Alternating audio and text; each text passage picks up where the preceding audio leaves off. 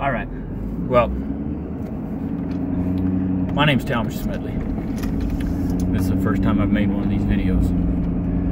But I've been thinking about some things that I wanted to share. And of course, the best way to share nowadays is social media. And I've been watching and paying attention, and I found out that the way you do that is by videoing you while you're in your vehicle.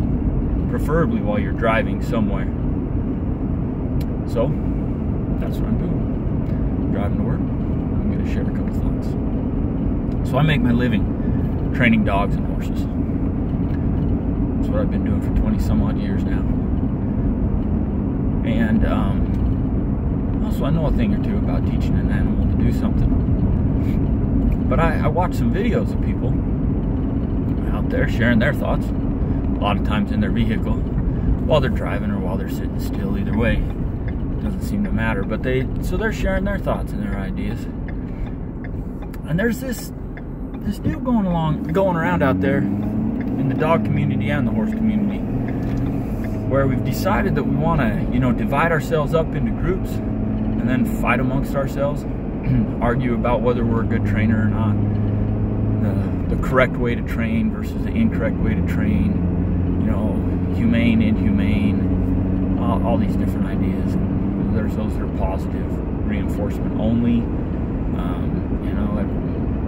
those that want to ride the horse and ride it and train it without ever putting a bit in its mouth. There's even some training that goes on without ever riding the horse. I mean, everybody's got their own opinions, but then they vilify each other and fight against each other when they're doing the same thing. So, I've been thinking about it. And there's a principle that is used in all decision making, whether it's dogs, horses, people. I mean, that's what I've worked with. Might be the same with birds, I'd suspect. Well, I mean, it is. It's the same with everything. It's a universal principle. But, pressure is the stimulus for action. And that's just how it is. If there's an action, there was some kind of pressure that created that action in the beginning. You're driving down the road on a road trip, you're starving to death. And you drive into this little tiny town, looking around, there's really nowhere you recognize to eat. You've never been there before, but you see Mama's Cafe. Looks a little shady, but you're starving. So you pull over, you go inside, you sit down, Mama cooks you up a meal like you've never had before. And you think, man, Mama can cook. You have that meal and you just, you absolutely love it. So, 2 years later, you're sitting down at dinner with a friend. You're planning a road trip. You happen to be going through that same area. You turn to your friend and you say, hey, we got to go through there and stop at Mama's Cafe. Mama's Cafe is phenomenal because Mama can cook, right? So the first time you went through there, you were starving. There was that pressure that drove you to make the decision to stop and eat. Yeah, sure, the next time you go through there, I mean, when you're planning it, you're eating dinner, you're full. You're not even hungry. But you're planning it, and you remember how satisfying it was to eat at Mama's Cafe. So you plan to stop at Mama's Cafe. So maybe that decision was made more on the rewards that you're going to get than on stopping a pressure that you're feeling. But originally, you made that decision based on a pressure you were feeling. Everything's like that. I mean, I've thought of a lot of different things, and I can't think of a single thing that somebody does, a single action that somebody does that didn't start with some kind of a pressure or stimulus to create that action. It's just how it works. Babies are born, they come out uncomfortable, and they immediately start trying to figure out ways to get comfortable. They figure out if they cry, they'll get fed.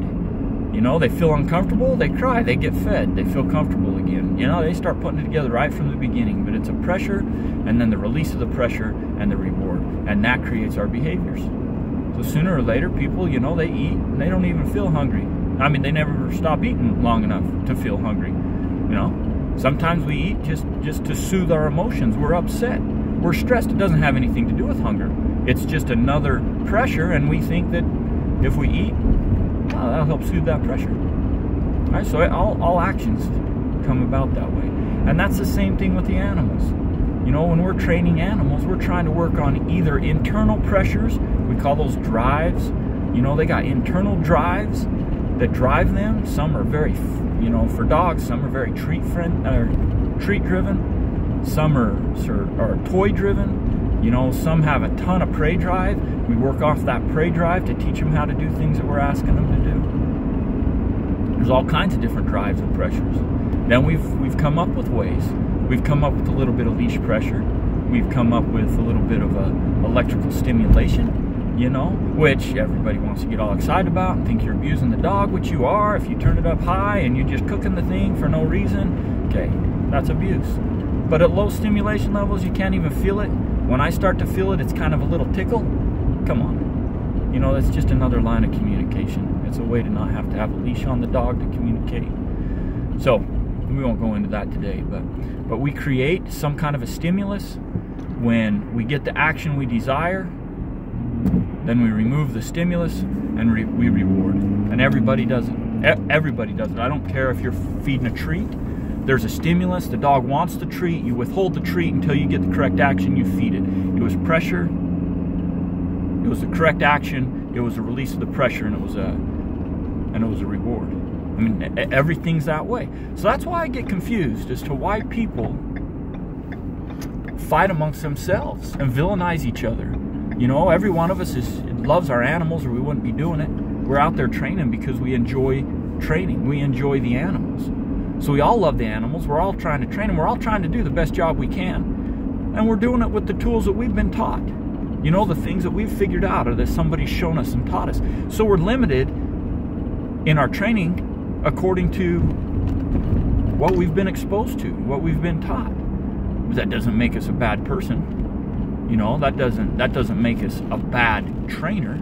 There might be better ways, but we haven't learned those yet. And most likely, when we learn them, we'll start using them. If they work better, we'll use them. If they don't work better, we don't use them, right? Every one of us is the same way. We're all in this boat together. We're all out here trying to figure out the same thing, how to communicate with these animals, how to teach them what we want. You know, we love our animals. We want the best for our animals. Maybe we don't understand some of the ways that we could make our animals' life better, or make it easier for them to learn, or make it more rewarding for them to work with us. But, you know, we can't hate each other from our lack of knowledge and experience. You know, none of us are perfect anyway.